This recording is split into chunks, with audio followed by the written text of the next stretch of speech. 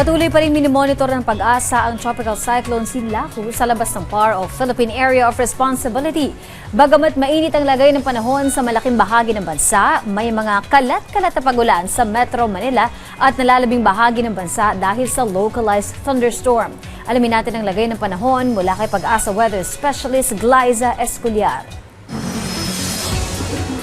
Magandang umaga po sa inyo, Miss Leslie. Para po sa lagay ng ating panahon, minomonitor pa rin po ng Pag-asa ang Typhoon Sinlaku, pero gayang nang nabanggit na nitong mga nakaraang araw, hindi na po ito papasok ng Philippine Area of Responsibility at wala na rin po itong epekto o magiging epekto pa sa anumang bahagi ng ating bansa. Sa kasalukuyan, asahan pa rin sa Metro Manila at nalalamang bahagi ng ating kapuluan ang bahagyang maulap lamang na kalangitan.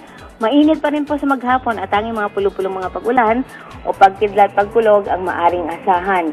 Ang heat index po inaasahan sa Metro Manila ngayong araw aabot ng 36 to 37 degrees Celsius.